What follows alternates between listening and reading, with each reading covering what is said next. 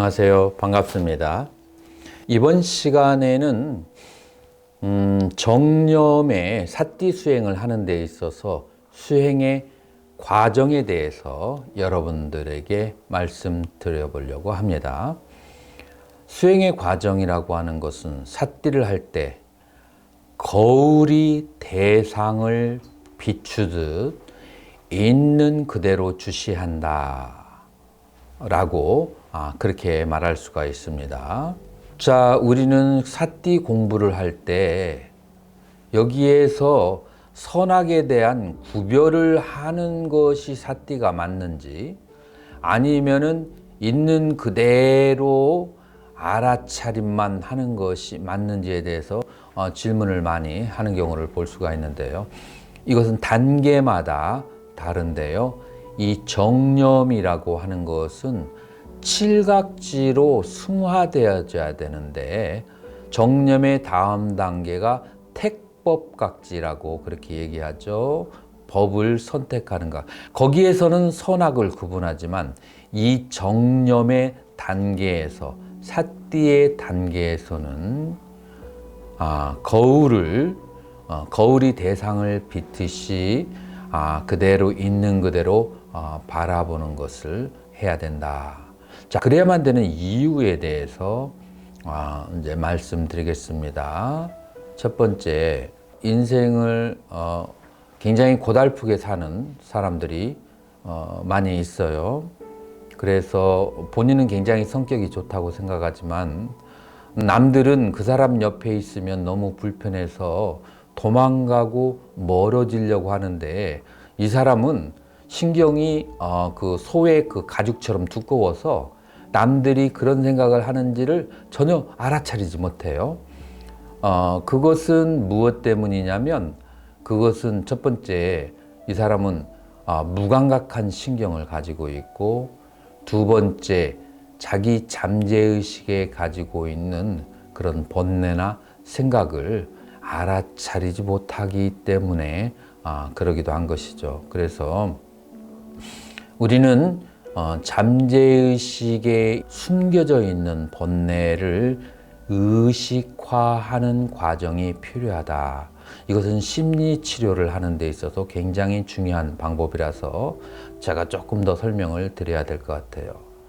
보통 사람들은 자기 자신을 규정을 지어요. 나는 착한 사람이다. 나는 나쁜 사람이다. 라고 규정을 짓는데 우리 불교에서는 착한 사람도 존재하지 않고 악한 사람도 존재하지 않고 인연 따라 좋은 인연을 만나면 착한 성질이 드러나고 악한 인연을 만나면 악한 성질이 드러나는 거죠. 자, 여기서 굉장히 중요한 것이 발생하는데요. 유교를 많이 공부한 사람들은 그 선한 사람 그런 컴플렉스에 가지고 있어요. 나는 선인이 돼야 된다. 그래서 자기를 선인이라고 착한 사람이라고 규정을 지어요. 그런데 사실은 뭐냐면 인간은 좋은 생각도 있고 나쁜 생각도 있고 욕망을 즐기려는 생각도 있고 남을 도우려는 생각도 있고 여러 가지 생각들의 합이 인간인데 자기 자신이 착한 사람이라고 그렇게 규정을 지어버리면 그러면 자기의 성질 가운데에서 욕망과 더불어서 나오는 생각, 남에게 시비하고 불평하고 남을 부정적으로 생각하는 그것을 자기 스스로 보지 않으려고 하고 그것을 잠재의식의 바다에다가 빠뜨려서 죽여버려요. 자기가 가지고 있는 그와 같은 안 좋은 생각을 잠재의식의 강물에다가 빠뜨려서 숨을 죽여버려요. 이거를 이제 요즘 사람이 쓰는 말로 쉬운 말로 하면 위선자라고 그래요. 그래서 자기가 행하고 있는 안 좋은 것은 일부러 안 보려고 하고 그것은 안 보이게 하려고 하고 그것을 안에다가 감춰버리죠. 자, 그런데 문제는 안 좋은 생각이 햇빛을 쬐면 말라서 사라지는데 안 좋은 생각을 그 서랍 안에다가 꽁꽁 집어 넣어보면 썩어서 온몸에 온 집안에 썩은 내가 진동하게 되는 거예요. 오히려 정신건강에 해롭다라고 하는 거예요. 자, 그래서 우리는 이 심리치료를 하려면 우리는 사띠 수행을 하는 것도 마음의 건강을 위해서 하는 것이기 때문에 일종의 심리치료죠.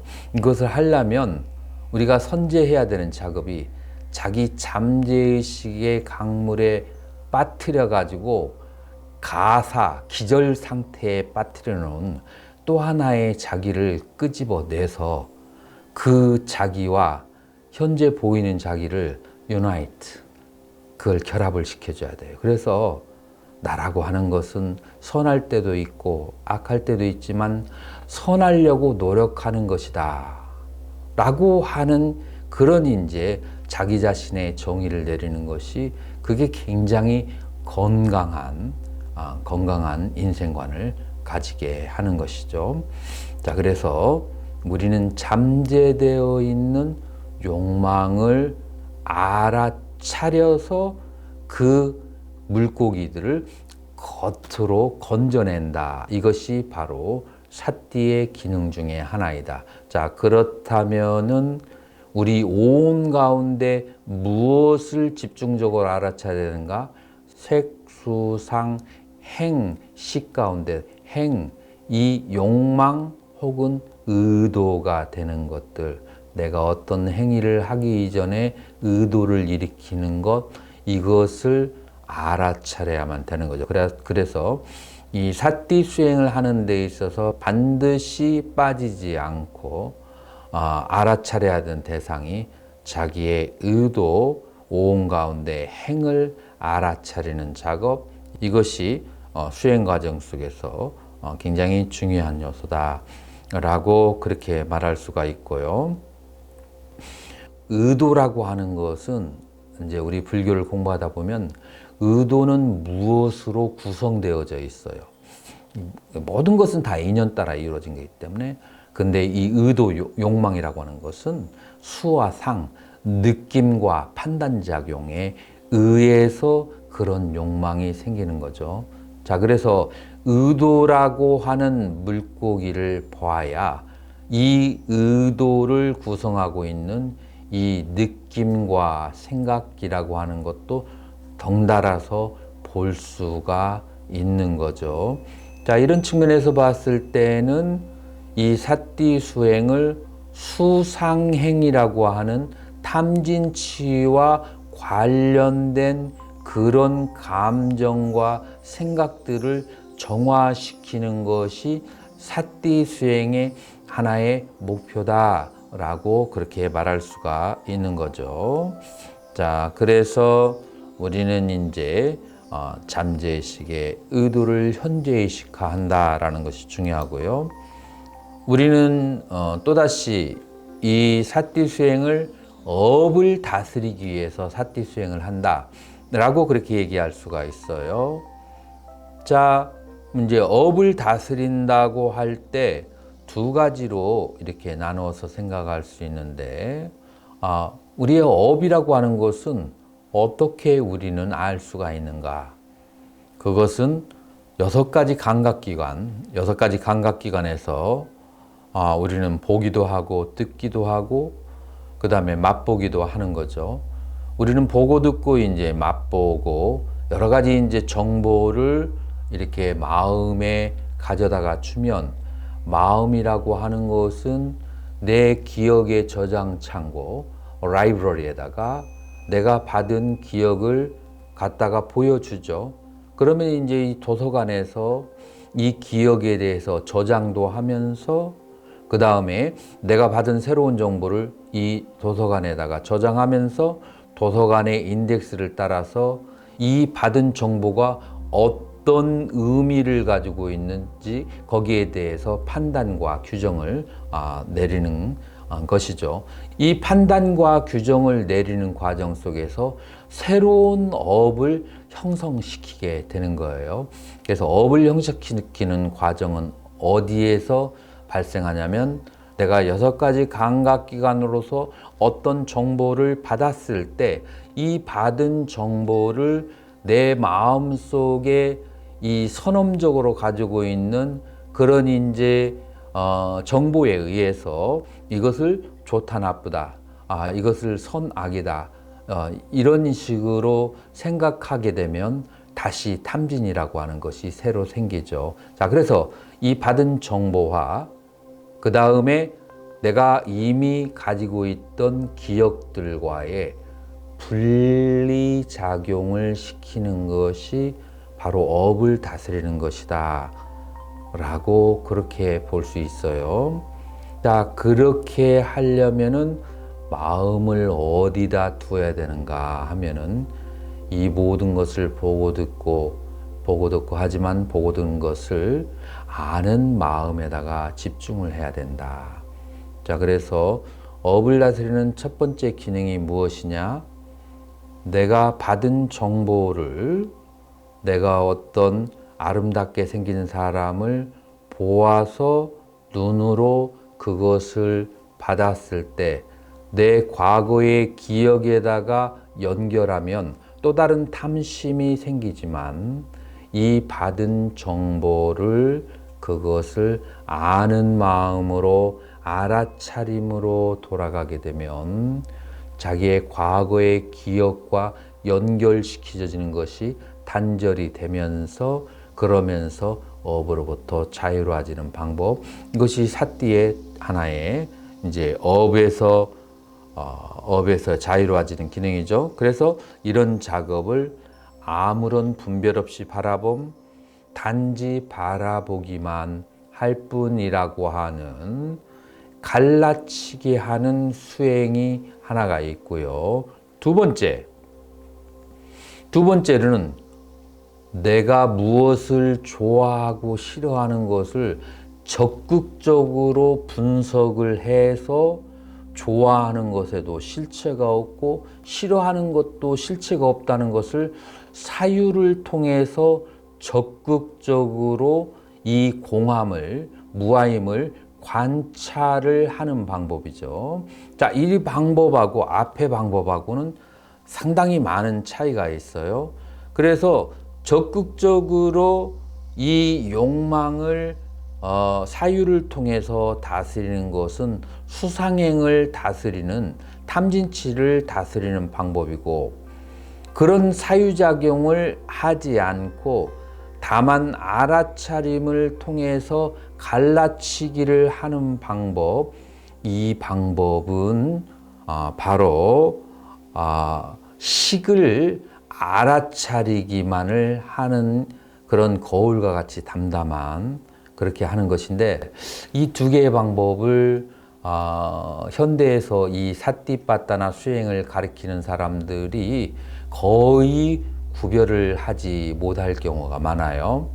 자, 그래서 제가 왜 이 두 가지 방법이 전혀 다른 방법이 사띠 수행에 공존하게 되었는지를 제가 이런 것을 얘기해서 여러분들에게 도움이 될지 안 될지는 제가 여러분들의 반응을 봐야 알겠어서 한번 얘기를 할게요. 부처님께서 깨달음을 얻으시기 전에 알라라 깔라마하고 우따까 라마뿌따라고 하는 두 명의 성인한테서 수행을 배우죠. 알라라 깔라마는 요가 수행자고 우따까 라마뿌따는 쌍키아의 수행자. 그래서 앞에 있는 분은 사선사정 가운데 무소유처정을 얻으셨고, 그 다음에 우따까 라마뿌따는 비상비비상처정을 얻으셨죠. 그 다음 단계가 멸진정이니까 거의 멸진정에 가까운 정도로, 이 해탈에 가까운 정도로 근접한 깨달음을 얻은 요가와 쌍키아의 수행자들인데, 여러분들 중에서 요가와 쌍키아의 수행을 해본 사람은, 관심 있는 사람은 알겠지만, 이 수상행이라고 하는 욕망을 다스리는 것은 요가의 수행에 가깝고요. 그 다음에 나의 마음과 이 욕망을 분리해서 청정한 마음을 쳐다보는 것은 쌍키아의 수행에 가깝다. 라고 그렇게 볼 수 있어요. 그래서 이제 어떻게 해석하면은 부처님은 요가와 상키야의 수행을 그것을 받아들여서 적극적으로 승화시켰다.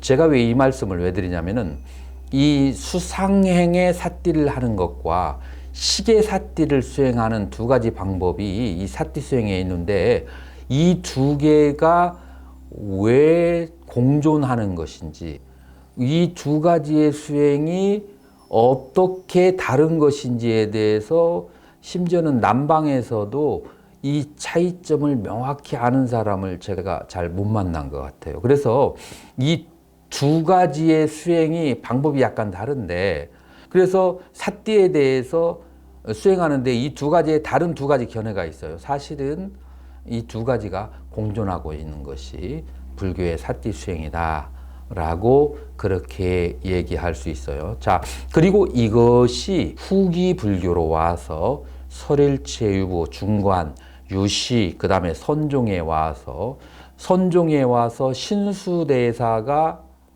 마음이라는 것은 청정하고 이 거울과 같이 청정한 것이고, 청정한 거울에 붙어 있는 때를 수시로 닦아야 된다라고 하는 것은 그건 수상행 삿띠를 얘기하는 것이고, 이제 육주 회능대사가 이 한 물건이 있는데 한 물건은 청정하고 그것은 밝기는 해보다 밝고 그 다음에 어둡기는 칠흑보다도 어둡다라고 얘기하는 것은 이 아는 마음에 관한, 자, 그래서 우리 이 선종에 있어서도 불교학파에 있어서도 이 두 가지의 다른 수행 방법이 공존하기 때문에 이 삿띠 수행 자체에서 수상행 삿띠라고 하는 것과 이 갈라치기 하는 시계 삿띠라고 하는 두 가지가 공존한다는 것을 알게 되면 우리가 대승과의 관계, 선종과의 관계에